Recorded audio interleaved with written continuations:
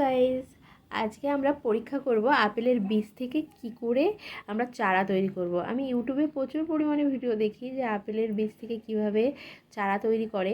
তো আজকে আমি সেইভাবেই তৈরি করব। এটা একটা গ্রিন আপেল, তো এর বীজ থেকেই আমি চারাটা তৈরি করব। তো চলো বীজগুলো আমি বের করে নিই। বীজগুলো বের করে নিয়েছি একটা টিস্যুর উপরে। আমি একটা ডিসপোজাল নিয়ে নিয়েছি, তোমরা যে কোনো কৌটো ব্যবহার করতে পারো। এর মধ্যে আমি এই টিস্যু সমেত বীজগুলো দিয়ে দেবো। এবার সুন্দর করে এই টিস্যু দিয়েই আমি এটাকে ঢেকে দেবো। উপর থেকে সামান্য একটু জল দিয়ে দেবো। টিস্যুটা ভিজিয়ে দিয়েছি হালকা। এবার আমি কৌটার মুখটা আটকিয়ে দেবো। 5 দিন পর কৌটার মুখটা আমি খুলে দেখব।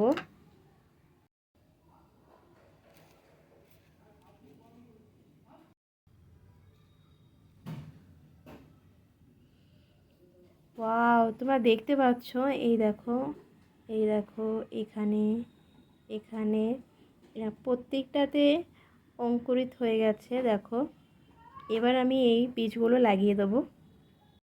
আমি এখানে নিয়ে নিয়েছি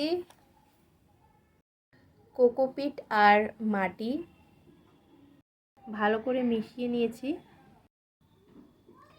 এবার এখানে আমি বীজটা লাগিয়ে দেবো।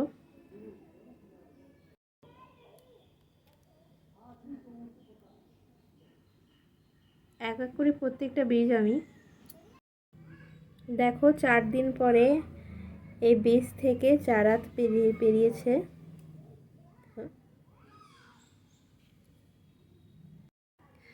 15 দিন পর দেখছি চারাটা এতটা গ্রোথ হয়েছে।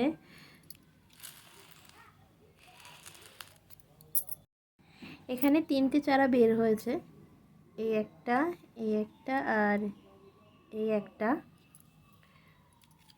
তো আজকের মতন আপাতত এইটুকুই ভিডিও।